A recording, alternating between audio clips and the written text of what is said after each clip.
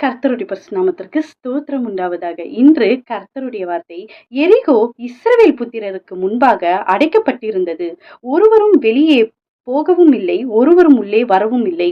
யோசுவா 6வது அதிகாரம் 1வது வசனம். ஆமீன். கர்த்தர் இன்று சொல்லுகிற வார்த்தை என்னன்னா, எரிகோ மதில் வந்து இஸ்ரவேலுக்கு முன்பாக நிக்குது. இஸ்ரவேல் புத்திரர்களுக்கு முன்பாக நிக்குது எரிகோ மதில். அதை வந்து இடிக்கணும்னா, அந்த மதிலை இடிக்கணும்னா கர்த்தர் சொல்லுகிறாரு, நீங்க வந்து 7 நாள் சுத்தி வாங்க. 7வது நாள் வந்து 7 வாட்டி வந்து எக்காலம் ஊதப்படட்டும். 7 தடவை சுத்தி வாங்க. அந்த மதில் வந்து இடிந்து விழும் அப்படின்னு சொல்றாரு. இது வந்து ஒண்ணுமே இல்ல. ஒரு மதிலை இடிக்கணும்னா நம்ம என்ன பண்ணுவோம்? நெறைய ஆயுதத்தை எடுத்துட்டு போவோம். நெறைய இயந்திரங்கள வச்சு தான் ஒரு மதில இடிக்க முடியும். அதுதான் வந்து பிராக்டிகலா முடியும். ஆனா தேவன் இங்க என்ன சொல்றாருன்னா, நீங்க ஒண்ணுமே பண்ணாதீங்க. சுத்தி வாங்க.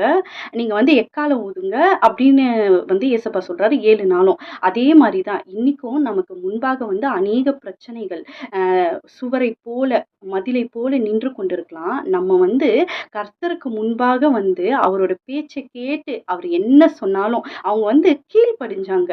அது எப்படின்னா, சுத்தி வந்தா எங்கன்னா இடிக்குமா? அவங்க கேள்வியே கேட்கல. ஏன்னா இன்னைக்கும் நம்ம கேள்வி கேட்காம சில காரியங்கள செய்யும்போது, அவர் என்ன சொல்றாரோ, அத நம்ம செய்யும்போது, ஜெபத்திலும், வேத வாசிப்பிலும், அவர துதிக்கிறதுலயும், ஒவ்வொரு நாளைக்கு ஒவ்வொரு மணி நேரத்த வந்து அவருக்கென்று குடுக்கும்போது, நமக்கு முன்பாக நிக்கிற சில மரணங்கள் கூட அது வந்து ஒரு மதிலுன்றது ஒரு மரணத்தை குறிக்கும், பிரச்சனை குறிக்கும். நமக்கு முன்பாக இன்றைய நாள்ல இருக்க மதில்கள், பிரச்சனைகள் எல்லாவற்றையும் கர்த்தர் இடித்து விழ வைக்க போறார். அதற்கு வந்து நம்ம செய்ய வேண்டியதெல்லாம் ஜெபமும், வேத வாசிப்பும், நம்ம வந்து கர்த்தரை துதிக்கிறவர்களா, வாயில் எக்காளத்தை வைத்து கர்த்தரை துதிக்கிறவர்களாய் மாறப்போகிறோம். கர்த்தர் இந்த வார்த்தைகளை ஆசீர்வதிப்பாராக.